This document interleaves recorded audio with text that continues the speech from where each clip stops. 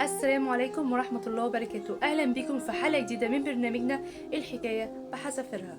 أولا نصلي بنا على الحبيب النبي سيدنا محمد عليه أفضل الصلاة والسلام. هو ازاي الجيش المصري ساكت على كل ده؟ هو مش جيش مصر مصنف عالميا؟ ليه ما يدخلش فلسطين ويدي للي ما يتسموش علقة موت ويخلص اخواتنا من كل الهم ده؟ ده لو بس الصاعقة نزلت هناك هتخلص على كل قوات الاحتلال اللي موجودة، ومفيش اطفال تاني هتموت ولا مستشفيات هتتدمر. معقول الجيش المصري مش عايز يدافع عن اخواتنا في فلسطين؟ ده كلام ناس كتير واخداهم الشجاعة وفاهمين الموضوع كله غلط. بيتعاملوا مع كلمة حرب كأنها خناقة في حارة، والجيش هيدخل بالسلاح يضرب اللي ما يتسموش، وننصر اخواتنا الفلسطينيين وهيتصوروا مع الدبابات المصرية ويعملوا علامة النصر، ونروح نصلي كلنا في بيت المقدس ونقول تحيا القومية العربية. لكن الكلام ده كله مش حقيقي. حيلك حيلك حيلك انت وهو. لو اللي بيتقال ده حصل بس بعد ساعات قليلة هتكون أمريكا اللي قواعدها حوالينا في كل حتة بتحضر لنا دمار شامل وبركان من نار، لأن ببساطة الموضوع مش جيش اللي ما يتسموش. أمريكا هي الراعي الرسمي لكل اللي بيحصل، مش علشان جيش مصر ضعيف ولا حاجة، لكن عشان أمريكا إيديها طايلة. عايز تعرف يعني ايه ايديها طايلة؟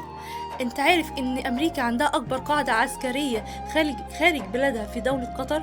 طب انت عارف ان كل الدول العربية اللي حوالين مصر فيها قواعد عسكرية امريكية؟ هي مصر ضربت اللي ما يتسموش ضربة عسكرية وقطمت وسطهم، هتلاقي امريكا بترد عليك من كل من الأردن لأن فيها قاعدة عسكرية، والكويت فيها قاعدتين، والبحرين فيها قاعدة، غير الإمارات اللي هتضربنا من ناحية، ومن ناحية تانية الكويت والعراق والقطر. المشكلة إن العراق فيها 7 قواعد عسكرية أمريكية.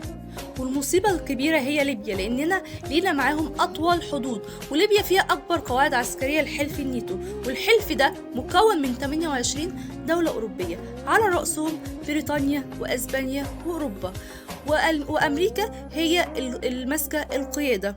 وبرضه ما تقولش مستحيل الدول العربية يعملوا كده ويضربوا فينا، لأن طبعا الدول العربية مش جيشها هو اللي هيضربنا، ده جيش أمريكا. انتوا عارفين ان القواعد الامريكيه دي فيها اسلحه لسه اصلا ما اتجربتش على بشر؟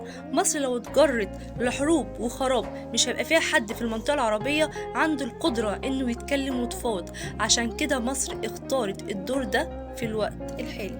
أمريكا عملتها وحصرتنا من كل اتجاه علشان ما نقدرش ندافع عن إخواتنا الفلسطينيين أو على مقدساتنا. نسأل الله العظيم النصر العظيم لإخواتنا في فلسطين.